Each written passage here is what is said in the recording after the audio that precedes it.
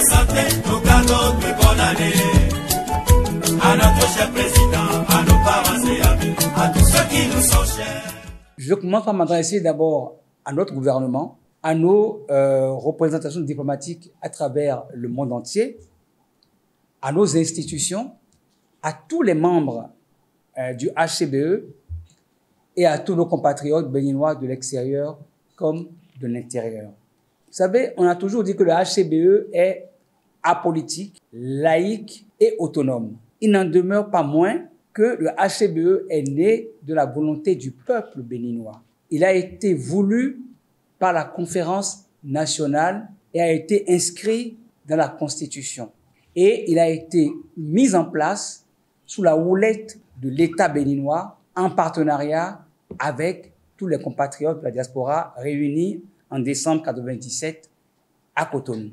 Déclaré d'utilité publique depuis 2000. Et nous avons le plaisir et l'honneur de vous dire que nous sommes aujourd'hui en direct avec vous depuis le siège du HCBE que l'État nous a octroyé depuis maintenant près de 25 ans. Le HCBE, depuis sa création, a connu des fortunes diverses. Mais vous n'êtes pas sans savoir que ces dernières années, ces 4 dernières années, nous avons traversé de gros tumultes et des crises vraiment très aigus. Vous êtes tous au courant. Si bien qu'à un moment donné, on se demandait même si on pouvait se targuer d'être une aile ou une autre du Haut Conseil des Béninois de l'extérieur. J'ai, avec le sourire, le plaisir de vous dire que 2024 fut une année exceptionnelle pour notre institution. Ce fut une année charnière. Bien que les réunions du Bureau mondial se sont raréfiées, bien que le comité scientifique piloté par M. Thévy n'a pas beaucoup réuni les commissions, les actions se poursuivaient quand même en coulisses. Et je peux en citer, avec le Parlement européen, avec le Conseil des communes et régions d'Europe, avec l'Association des maires d'Île-de-France, avec l'AIMF, Association internationale des maires francophones, auquel nous avons eu l'honneur donc de participer à leur congrès à Cotonou. Afrique Capitale, où Cotonou était à l'honneur, qui s'est déroulé à Paris 18e. Les relations avec les collectivités territoriales, notamment celles qui ont couronné les signatures de coopération entre des villes de Guyane comme Mana et Toribocito, comme Sinamari et Ouida, Makouria et Grand Popo, et actuellement Zé avec Rémi Passoula. 9 enfants béninois de Tori, Ouida et Grand Popo sont actuellement en séjour de volontaire Action internationale en Guyane. Nous avons accueilli en France le Comité national olympique sportif du Bénin dans le cadre des Jeux olympiques et paralympiques Paris 2024. Nous avons également rencontré les jeunes volontaires service civique qui ont été envoyés en France travailler dans des institutions, dans des mairies, dans des conseils départementaux, dans des centres de loisirs, dans des associations sportives et qui, pour certains, sont déjà rentrés et nous sommes en train donc de voir avec eux comment, une fois revenus, les organiser pour qu'ils puissent servir de modèle à la jeunesse béninoise qui a envie de prendre exemple sur eux.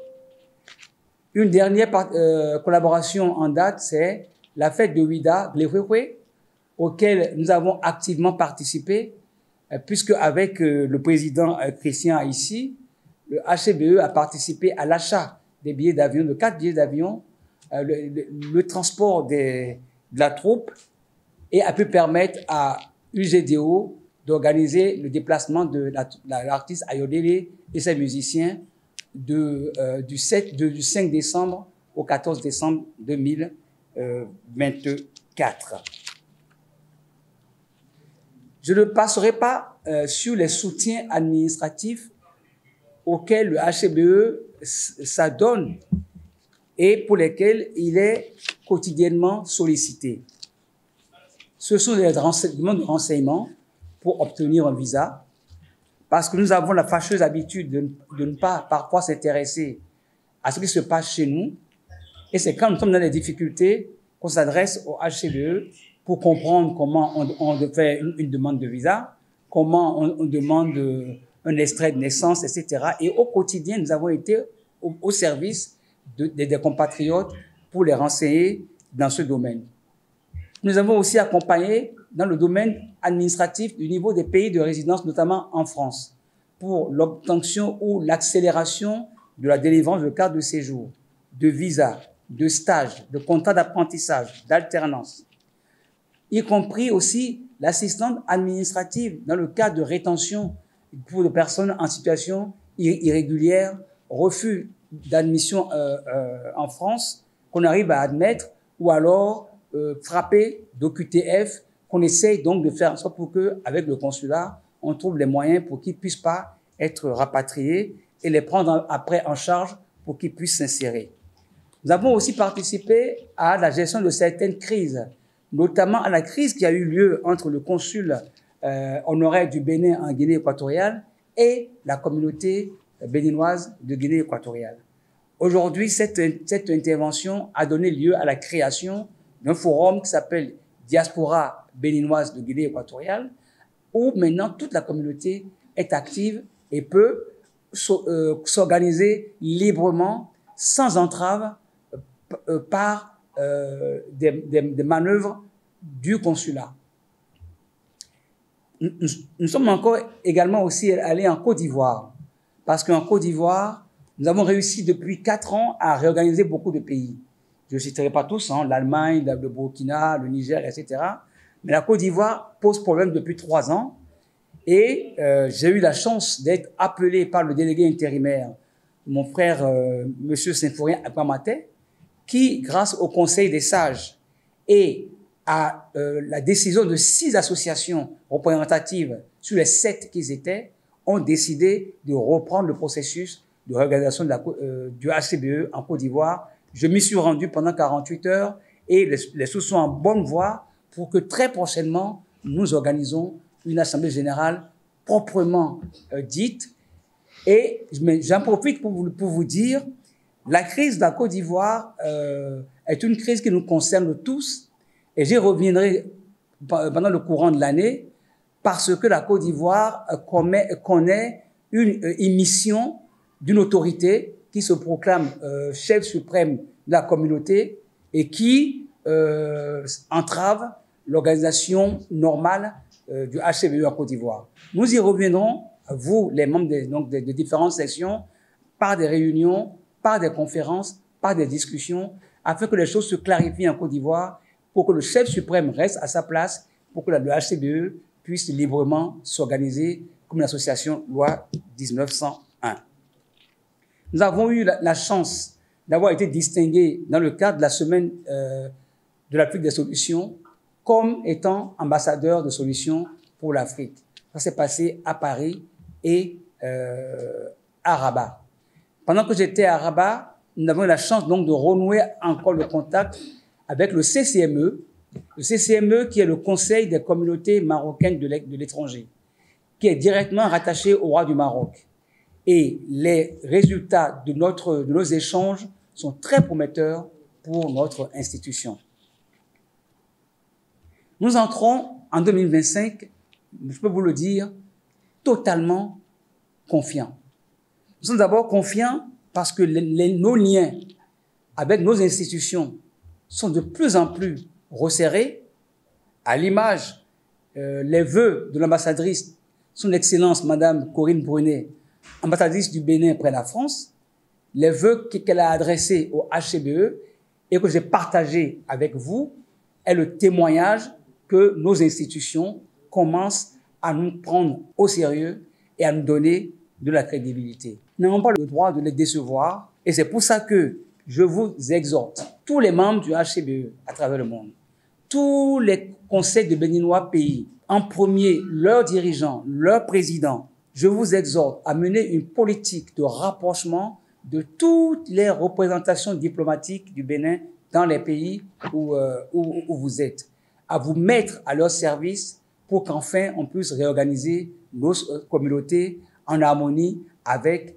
nos représentations diplomatiques. J'en profite donc pour vous parler, pour le cas de la France, de la mise en ligne du registre des associations pour permettre à l'ambassade de France au Bénin d'avoir une vision claire sur combien d'associations de Béninois exercent en France. Nous essaierons aussi avec les autres représentants diplomatiques dans les pays, de pays d'accueil, de voir comment aussi mettre en place ce registre d'associations pour qu'enfin vous soyez aussi bien identifiés par donc nos responsables. Le dernier point sur lequel je vais attirer votre attention est celui du registre de la diaspora. Nous avons coutume donc d'être un peu méfiants chaque fois qu'on nous parle de registre, de nous enregistrer. Et à ce sujet, j'ai reçu beaucoup d'inquiétudes, de questions, qu'est-ce qu'ils vont en faire, etc. Aujourd'hui, tout est en ligne. Et vous, chaque fois que vous voulez faire des documents, vous êtes confronté à des problèmes parce que vous n'avez pas de carte consulaire, vous n'avez pas de titre de résidence, et il faut tout reprendre à zéro. Vous n'avez pas de CIP. Mais aujourd'hui, si vous arrivez à vous enregistrer, eh bien, lorsque vous avez besoin d'un papier officiel pour le Bénin, les 3 quarts des problèmes sont déjà derrière vous. Donc, c'est utile pour vous en premier.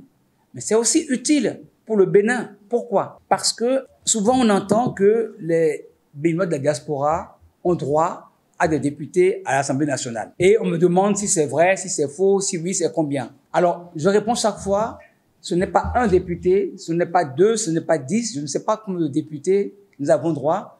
La Constitution prévoit que nous ayons notre représentativité à l'Assemblée nationale. Mais quand elle a dit ça, pour qu'on puisse être représenté, il faut déjà qu'on se compte, qu'on sache combien nous sommes. Et c'est quand nous saurons combien nous sommes que nous pourrons identifier notre département, sa population. Et c'est par rapport à la population que cette circonscription, ce département est divisé en 1, 2, 3, 4 circonscriptions. Et par rapport au prorata de députés à l'Assemblée nationale, on pourra nous attribuer le nombre qui nous est dû. Donc, pour y arriver, il faut qu'on se compte. Si on ne se compte pas, si on refuse d'aller sur le registre de la diaspora, comment demain on peut revendiquer que nous voulons être représentés à l'Assemblée nationale? Donc, s'enregistrer sur ce registre est un devoir citoyen et sincèrement, je vous exhorte à le faire. Je l'ai fait. HCBE prend sans langue de bois et sans fanfaronner un véritable nouvel élan. Et pour cela, je vous dis dans toutes les sections à travers tous les pays, n'ayez plus peur d'afficher votre appartenance au HCBE. Parce que de grands défis nous attendent en 2025. Engageons-nous pour nous-mêmes, mais aussi pour notre pays. Et notre pays, c'est à travers le gouvernement, les représentations diplomatiques. J'ai parlé d'un dossier très, très important. C'est le registre de la diaspora. Je me suis inscrit en moins de 5 minutes. Nous devons tous, déjà, les membres du bureau mondial, les membres du comité scientifique, les membres de toutes les sections, vous devez aller très rapidement vous inscrire et faire la promotion donc de l'inscription des compatriotes sur ce registre. Pour résumer, je persiste et je signe à vous dire que 2025, nous l'abordons sous de très bons auspices, avec une grande forme. Et cette forme, je vous le souhaite à tous, à toute votre famille, à vos entourages, dans votre entreprise, afin que et le HCBE et la diaspora et notre Bénin vivent dans la paix et dans l'harmonie. Très bonne année à vous toutes et à vous tous.